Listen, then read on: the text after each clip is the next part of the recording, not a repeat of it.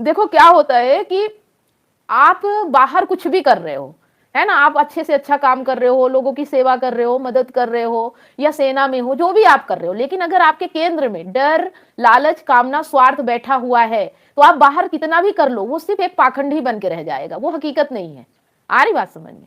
तो आप देखो कि आपका केंद्र क्या है, क्या सत्य से चल रहा है या लालच से चल रहा है या डर से चल रहा है, बस ये देखना बहुत जरूरी है। आप चाहे जो भी कर रहे हो, पर केंद्र में सत्य होना चाहिए। अगर केंद्र में डर, लालच और कामना है, तो आप चाहे जितने भी बड़े से बड़ा काम कर लो, वो सब व्यर्थ है, किसी काम का नहीं है। आ रही बात समझ में? केंद्र में डर, लालच, यानी कि इस केंद्र को क्या समझो, मतलब बिल्कुल गहराई में जो बात, मन में जो बात हमारे चल रही है, केंद्र हमारा है। केंद्र मतलब ये होता है जहां से आप संचालित होते हो, जहां जो चीज आपको चलाती है, जो फोर्स चलाती है। जैसे कि अगर जॉब कर रहे हो तो लालच के लिए कर रहे हो कि पैसा मिलेगा, ठीक है। जॉब जॉब आप सत्य के लिए, सेवा के लिए नहीं कर रहे हो। अगर पैसा ना मिले तो क्या आप ये जॉब करना पसंद करोगे? नहीं करोगे, ठीक है। तो ये लालच के केंद्र से आप कर रहे हो, इससे आपका कोई मतलब नहीं कि आप सेवा कर रहे हो कि क्या इसका पुण्य आपको नहीं मिलेगा। आ रही बात समझ में? आप किसी के लिए यूज हो रहे हो, आप अपने से नहीं चल रहे हो। आ रही बात समझ में? आपका लालच आपको मतलब आपकी लालच आपको इसमें भर्ती कराई है कि पैसा मिलेगा, ठीक है। सेवा का भाव नहीं था, सत्य का भाव नहीं था, आज भी नहीं है। आज भी नहीं है कि मैं मुझे, है ना, आप सोचो कि आपको रहने को दिया जाए, खाने को दिया जाए, लेकिन पैसे ना दिया जाए, बिल्कुल आपको पैसे ना दिए जाए, और फिर आप सेवा करो, तब तो माने कि हाँ आप सत्य के लिए काम कर रहे हो। आ रही बात समझ में? तो केंद्र वो जो आपको चला रहा है, जो ड्राइविंग फोर्स है, जिस वजह से आप काम करते हो, जिस वजह से आप कुछ भी करते हो, वो किस केंद्र से करते हो? डर, लालच, कामना से करते हो या सत्य के भाव से करते हो? ये भाव ही हमारा है जो हमें शांति और आनंद दिलाता है। बात समझ में आ गई? तो मैं कहना चाह रहा हूँ कि जैसे हम कोई बिजनेस करना चाह रहे हैं या कुछ भी काम करना चाह रहे हैं, तो उस काम में जब भी ये भावना ना हो, यदि हम कोई बिजनेस कर भी रहे हैं तो पैसे की भावना से ना करके बिजनेस करें, तो बिजनेस का मतलब ये होता है कि बिजनेस कुछ करो तो उसमें इनकम आएगा ही। बिजनेस, आप अगर बिजनेस करोगे तो उसमें लालच आएगा ही आएगा, है ना, बिजनेस में लालच आएगा। लेकिन अगर आप सेवा करते हो, सेवा का मतलब है कि आप उनकी मदद करते हो जिनको जरूरत है, जो जरूरतमंद है। आप कोई चैरिटी करते हो, कोई एनजीओ चलाते हो, कोई ऐसा काम करते हो जहां की आपके अलावा कोई और नहीं कर सकता, वहां अगर आप काम करते हो, फिर वहां अगर पैसा भी आ जाए, वो बाय प्रोडक्ट होता है, ठीक है। उद्देश्य तो आपका है बेजुबानों की मदद, लोगों की मदद, गरीबों की मदद, बेसहारों की मदद, मतलब एक भाव है मदद का, सेवा का। जैसे कि हमारा शरीर एक दूसरे की सेवा करता है, जैसे पेड़ अपने लिए फल नहीं खाता, दूसरों को फल देता है। बात समझ में आ रही? वैसा हम जब इंसान बन सके कि अपने लिए नहीं सोच रहे लेकिन हमें दूसरों के लिए सोच आ रही, तो फिर अपने लिए अपने आप हो जाता है, मतलब अपने आप को छोड़ के दूसरों के लिए सोचना। समझ रहे हैं?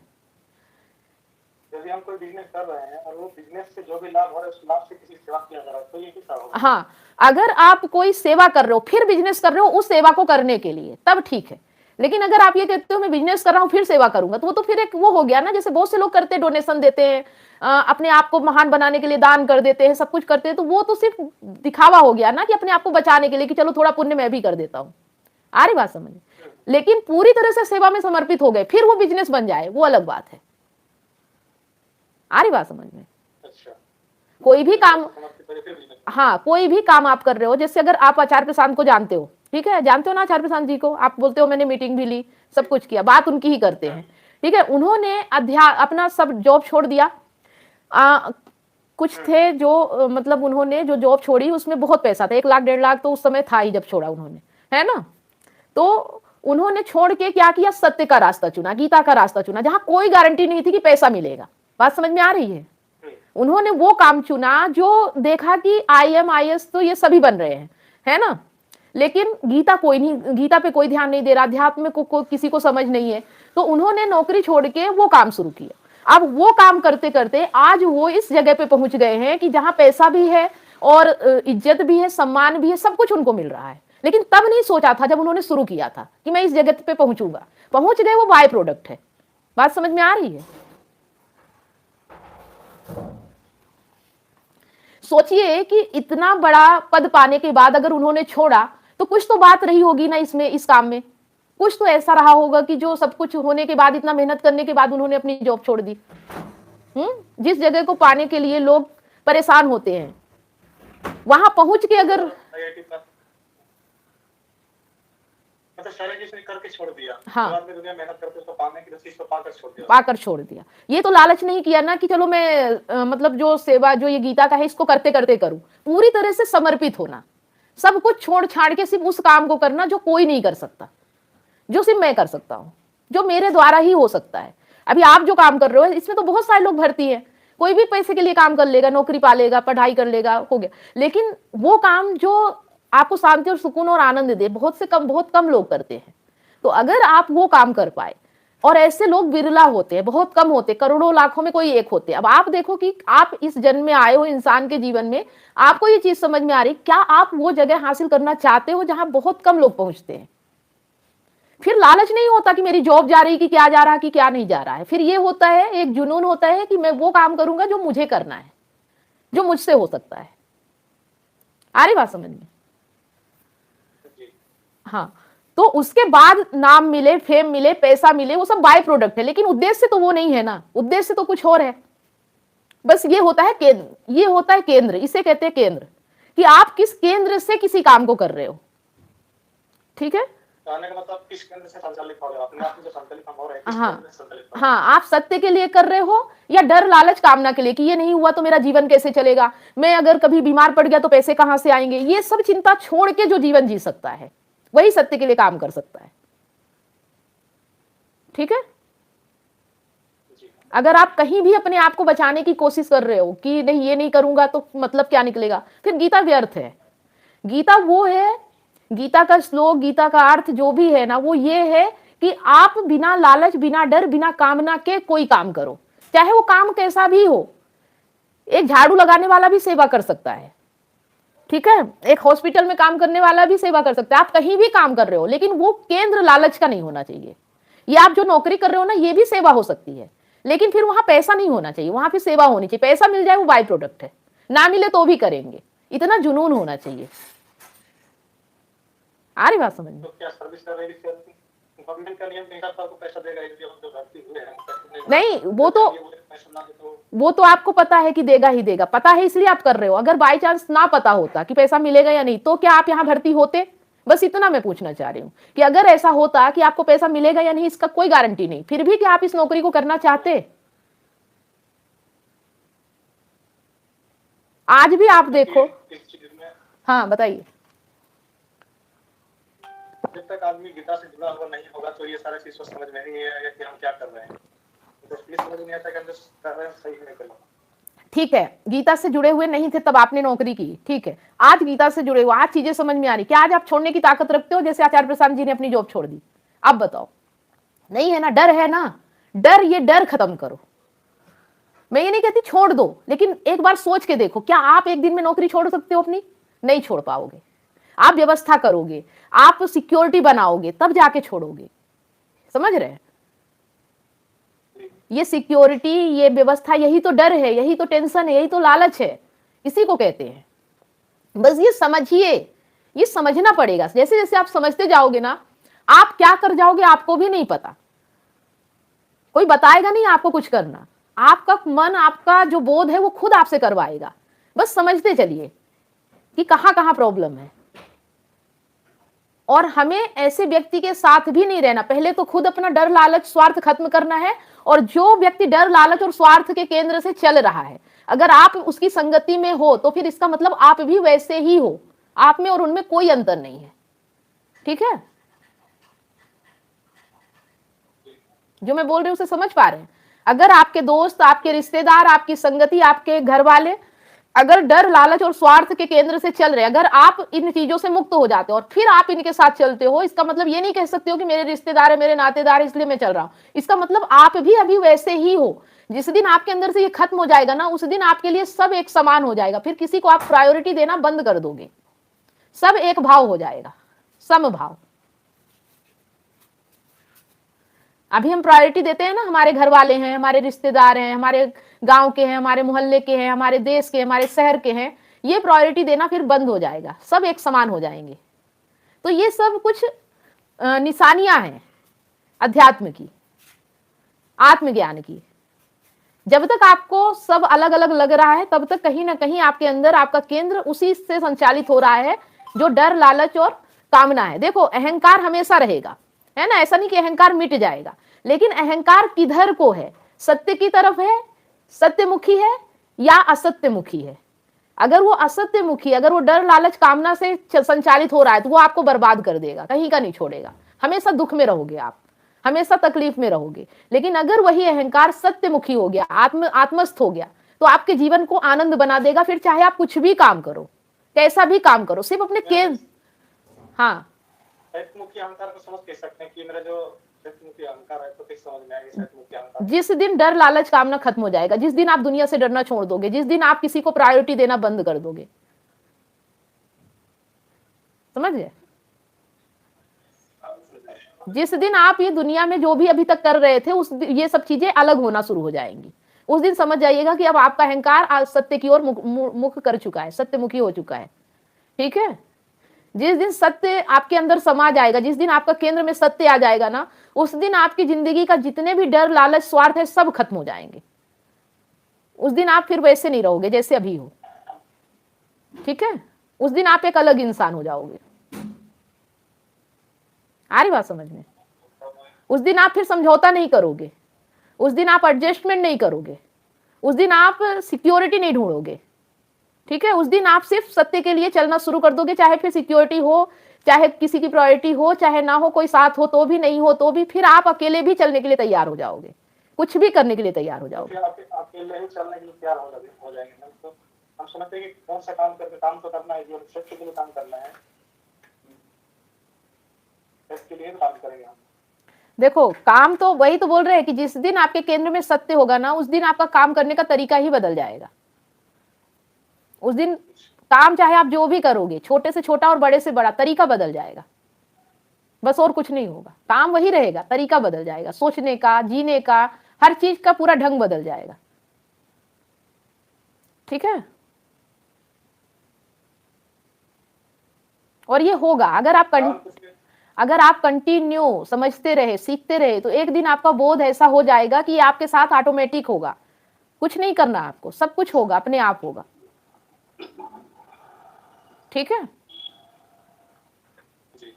और जिस दिन ऐसा हुआ वही दिन होगा कि समझ जाइएगा कि अब आपको आत्मज्ञान हो गया है। जिस दिन आपका पूरा भ्रम मिट जाएगा, जिस दिन आपके सवाल खत्म हो जाएंगे, उस दिन आपको आत्मज्ञान हो जाएगा।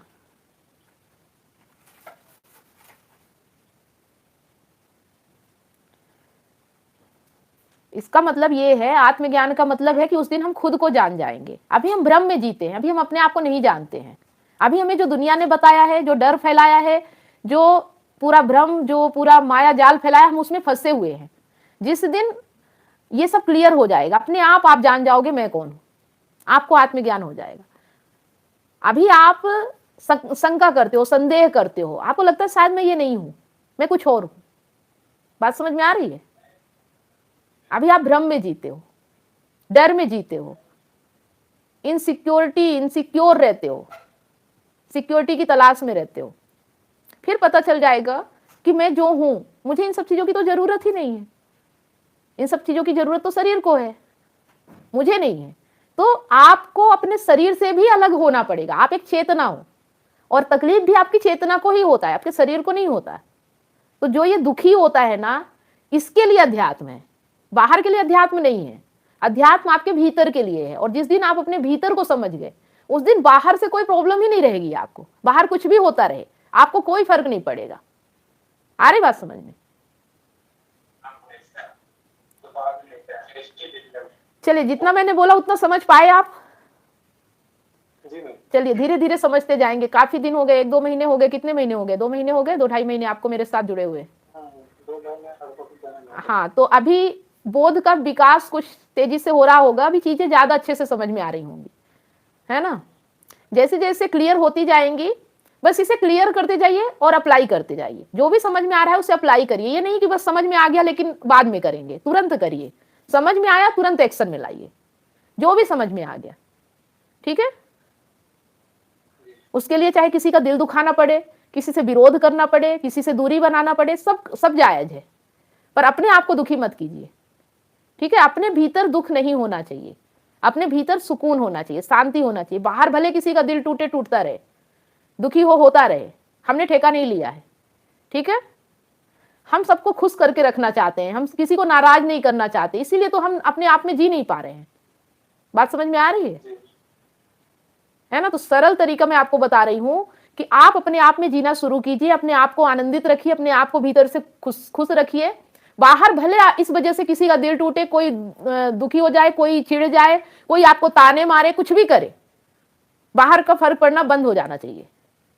ठीक है, और ये हर काम में है, हर काम में, खाने में, सोने में, काम में, सेक्स में, लाइफ पार्टनर में, जहां भी हो वहां पे ये देखना है कि क्या मैं दुखी होके कर रहा हूं या खुश हूं, आनंदित हूं, या मजबूरी में कर रहा हूं।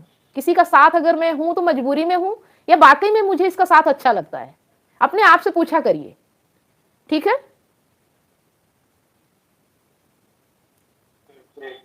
नौकरी कर रहा हूं तो क्या मैं मजबूरी में कर रहा हूं या ये नौकरी करना वाकई में मुझे अच्छी लगती है। ठीक है,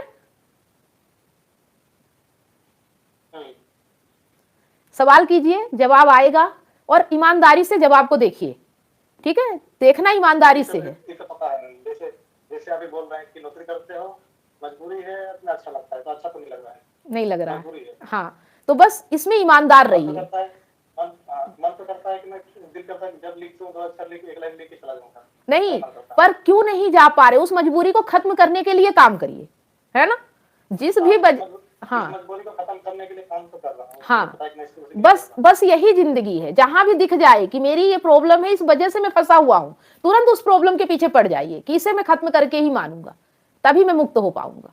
ठीक है, हाँ, अभी समझ में आ गया ना कि कैसे देखना है, अपने आप से सवाल करना है, और जब दिख जाए कि मैं यहां फंसा हूं, इसकी वजह से फंसा हूं, उस वजह को खत्म करने के लिए काम करना शुरू कीजिए।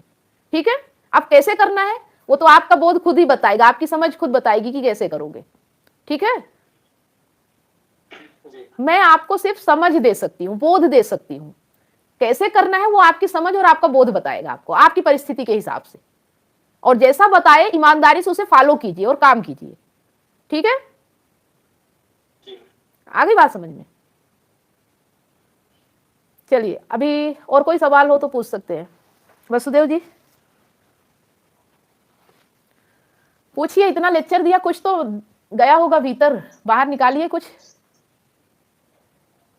मैडम मैं पूछना चाहता हूँ। हाँ पूछिए। देखिए, अभी आज हमारा पेट भरा हुआ है, हम पे काम कर रहे हैं, तो अध्यात्म की तरफ आ गए, कंपनी में काम कर रहे थे 12 घंटे, तो ये सोचने का मौका नहीं रहता कि ऐसे भी कुछ सुख चाहिए, सिर्फ पैसे के पीछे भागते रहते, तो मिनिमम पैसा तो कमाना ही पड़ेगा इज्जत से खाने के लिए, फिर बाकी वो दूसरे की नजरों में भी इज्जत से रह सकते हैं। नहीं, देखिए, जहां पड़ेगा, जहां इज्जत चाहिए वहां अध्यात्म नहीं है, सीधी सी बात है। जहां मजबूरी आ गई वहां अध्यात्म हो ही नहीं सकता, है ना? अगर आपके पास ये मौका आया है, ये समय आया है कि आप अध्यात्म सीख पा रहे हैं, तो कुछ ना कुछ आपने जरूर किया है कि आपने अपने लिए टाइम निकाला है, वो आपके कर्मों के कारण ही मिला है। ठीक है, ये नहीं, सबको नहीं मिलता ये मौका सबको मिलता भी नहीं है। ये उसी को मिलता है जो काबिल होता है, जो सक्षम होता है, जो कुछ हद तक अपने पैरों पे खड़ा होता है। समझ रहे हैं? ये सबको मौका नहीं मिलता अध्यात्म सीखने का। फिर इसके बाद कोई मजबूरी आती ही नहीं है। अगर आपने एक बार अध्यात्म का रास्ता पकड़ लिया तो अब मजबूरी खत्म होगी। अब कोई पड़ेगा उड़ेगा नहीं आता है कि इज्जत चाहिए, सम्मान चाहिए, यही तो नहीं चाहिए। बाहरी इज्जत सम्मान नहीं चाहिए, सिर्फ सत्य चाहिए। और सत्य इज्जत सम्मान लेने का भूखा नहीं होता, सत्य सत्य होता है, चाहे कोई बेइज्जती करे, चाहे कुछ भी करे। क्योंकि इज्जत देने वाले कौन है? जिनको सत्य पता ही नहीं है।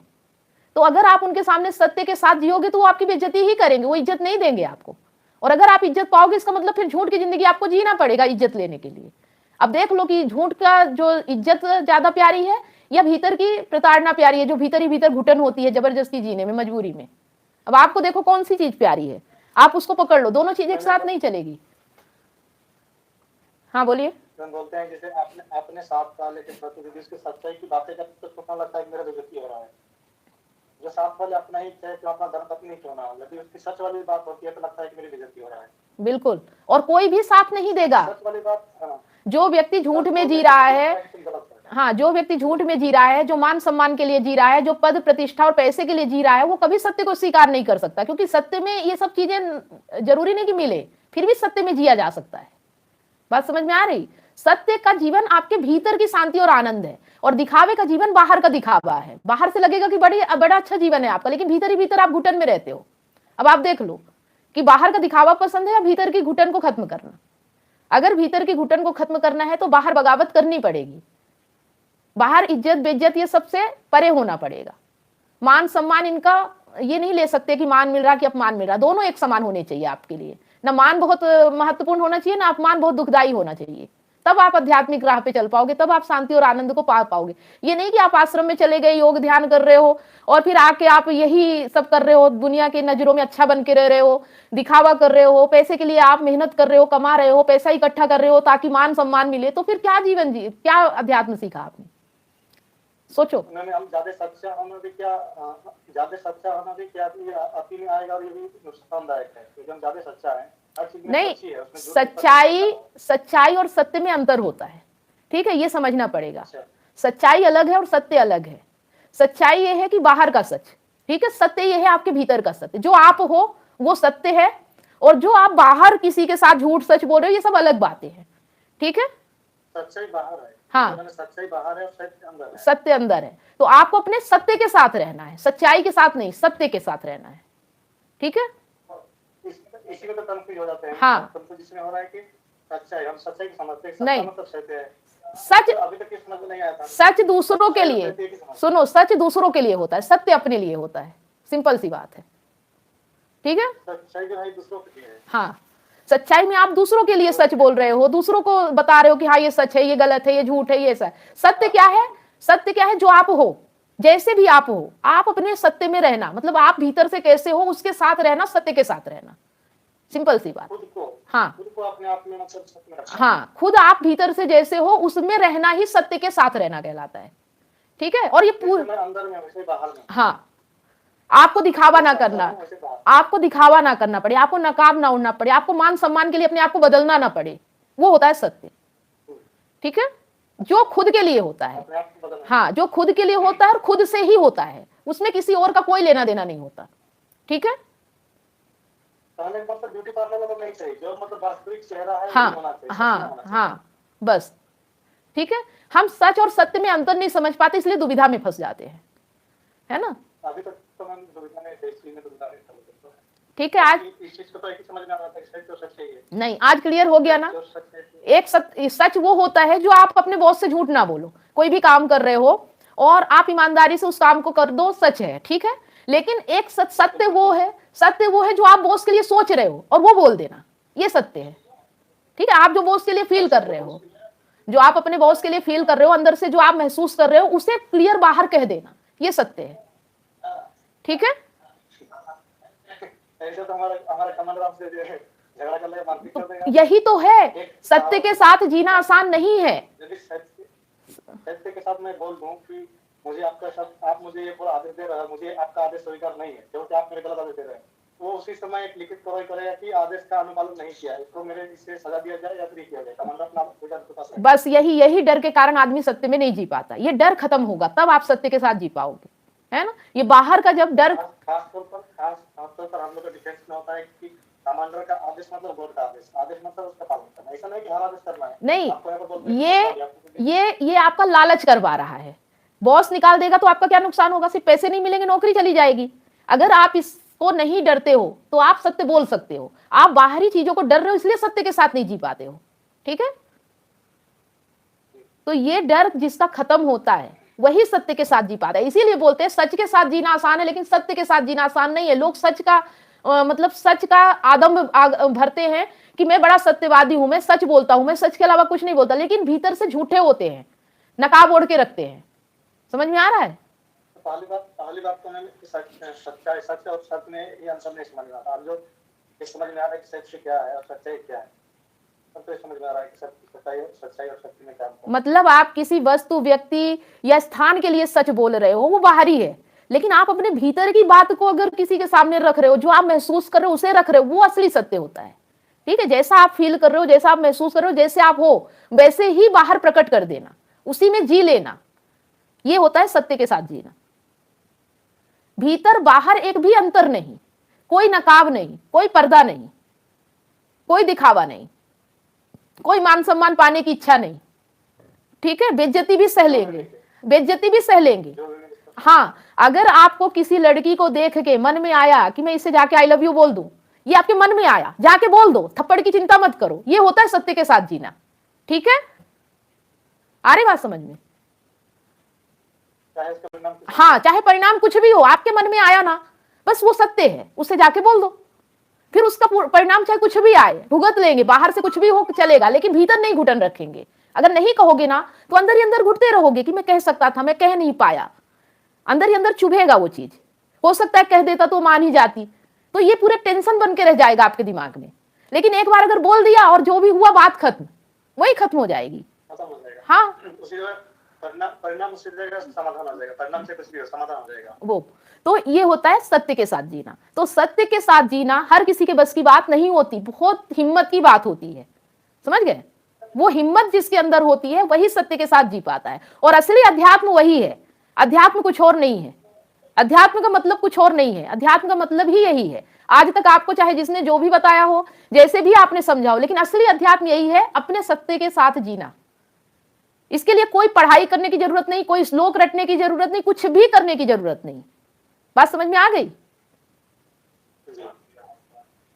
हर श्लोक, हर चीज आपको यही बता रहा है और कुछ नहीं बता रहा है। और जिस दिन इसको आपने आत्मसाध कर लिया, यही आत्मज्ञान है। खुद को जान लेना, खुद को समझ लेना। ठीक है, चलिए संदीप जी, और कुछ पूछना है? ओके मैडम, मिल गया जवाब? हाँ मैडम। चलिए ठीक है। तो शायद संदीप जी के जवाब सवाल से आप लोगों को भी जवाब मिल गया। ऐसे ही है, जब सवाल करते हैं तो किसी और के भी काम आता है, निकलता है। भ्रम में रहते हैं, धीरे धीरे भ्रम मिटता है। यही तो है, इसीलिए तो हम सत्संग करते हैं। इसे सत्संग कहते हैं, जहां सत्य का संग किया जाता है। ठीक है, यहां मैं आप लोगों के सामने ना दिखावा करती, ना कुछ ऐसा। जो भी आप मुझसे पूछोगे ना, मैं क्लियर आपको जवाब दूंगी। जो मेरे भीतर है वही मैं आपसे बोलती हूँ। ठीक है, आ रही बात समझ में? यहाँ कोई किताब नहीं है, यहाँ कोई रटी रटाई बातें नहीं है। यहाँ पे सिर्फ वो है, मैं और आप, और जो मेरे भीतर से निकल रहा है वो डायरेक्ट आपके पास जा रहा है। यहाँ कोई बीच में पर्दा नहीं है। आ रही बात समझ में? इसे बोलते सत्संग। ठीक है, ये जो हमारा सेशन होता है ना, ये सेशन नहीं है, सत्संग है। और सोचिए कि कितनी अच्छी सुविधा है कि रात को 9 बजे 10 बजे हम यहाँ घर बैठे अपनी अपनी जगह पे रह के इसका लाभ ले पा रहे हैं, है ना? तो सोशल मीडिया हमारे लिए कितना आज के समय में वरदान बन गया है।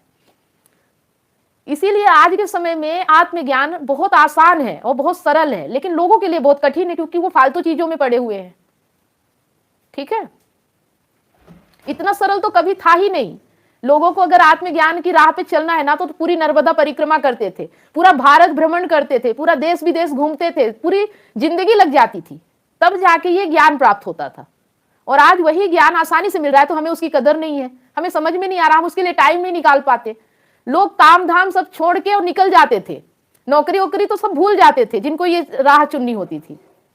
और आज सोचिए कि आप सब कुछ करते हुए ये कर पा रहे, फिर भी आप वैल्यू नहीं कर पा रहे, क्योंकि आसानी से मिल रहा है। इसलिए आ रही बात समझ में?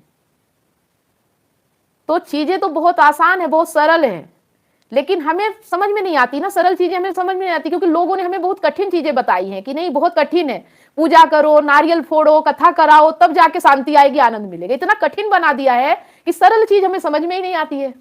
आ रही बात समझ में? अभी आपको कोई बोल दे कि इतने मंदिर में जाओ, इतना पूजा करो, तब आपको शांति मिलेगी, आप करने के लिए तैयार हो जाओगे, सब छोड़ छाड़ के चल दोगे। लेकिन यहाँ इतने आसानी से मिल रहा है, समझ में आ रहा है, तो आप अपने लिए टाइम निकाल नहीं पाते हो, 1 घंटे भी नहीं निकाल पाते हो। आ रही बात समझ में? चलिए वसुदेव जी, और कुछ पूछना है?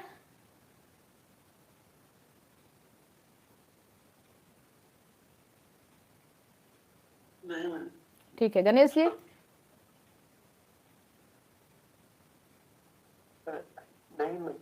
ठीक है, अच्छी बात है। समझिए, सीखिए और अप्लाई कीजिए, और कुछ नहीं करना। और सुनील जी जैसा बताया ना कि सत्य में जीना सीखिए, चाहे उसके लिए कुछ भी करना पड़े, चाहे किसी को नाराज करना पड़े, चाहे किसी का दिल दुखाना पड़े, चाहे किसी से थप्पड़ खाना पड़े, चाहे कुछ भी करना पड़े, सत्य के साथ रहिए। ठीक है, सभी लोगों के लिए, खाली सुनील जी के लिए नहीं है, सभी के लिए है कि अगर आनंद शांति चाहिए तो ऐसे ही मिलती है। जिसमें ये दम नहीं है उसे नहीं मिल सकता, चाहे आप कुछ भी कर लो। ठीक है, इसके अलावा कोई और तरीका है ही नहीं। बिना आत्मज्ञान के शांति है ही नहीं। और आत्मज्ञान क्या है? खुद को जानना। खुद को जानना क्या है? जो आप भीतर से हो आप उसमें रहो, यही को जानना है। ठीक है।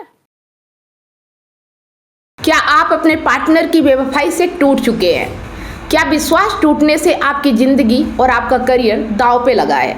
विश्वास की कमी, डिप्रेशन और अकेलापन आपको घेर रहे हैं। आप अपने हस्बैंड, वाइफ या सहकर्मियों पर भरोसा नहीं कर पा रहे हैं, लेकिन अब यह दर्द खत्म हो सकता है। मैं कमलेश सोनी पिछले 8 वर्षों से हजारों रिलेशनशिप्स पर काम किया है और कंसल्ट करके उनके साथ उनकी प्रॉब्लम पर साथ मिलकर जो भी समाधान हो सकता है हमने किया और 100% गारंटी के साथ समाधान मिला और आज वो खुशी से जीवन जी रहे हैं। और मेरा मिशन है आपको निराशा से निकालकर खुशहाल जिंदगी की ओर ले जाना। मेरा 90 दिन का विश्वास और रिकवरी सिस्टम आपकी ज़िंदगी बदल देगा। हमारे एक्सपर्ट्स कोचिंग, कंसल्टिंग और हीलिंग के साथ अपने रिश्ते में विश्वास और प्यार वापस लाएं, डिप्रेशन और अकेलापन से मुक्ति पाएं और अपनी मैरिड लाइफ और करियर को नई उड़ान दें। हजारों लोग मेरे YouTube चैनल और Facebook से प्रेरणा ले चुके हैं, लेकिन व्यक्तिगत कंसल्टिंग वो चाबी है जो आपके रिश्ते का ताला खोलेगी। आज ही कदम उठाएं। 7697572249 पर व्हाट्सएप करें या लिंक पर क्लिक करें और अपॉइंटमेंट बुक करें और हमारे 90 दिनों के वर्कशॉप से अपनी ज़िंदगी के निराशा को खुशहाल ज़िंदगी में बदलें। आपका रिश्ता हमारे लिए मायने रखता है। आज ही एक्शन लें और अपनी खुशहाल ज़िंदगी की शुरुआत करें। Click now.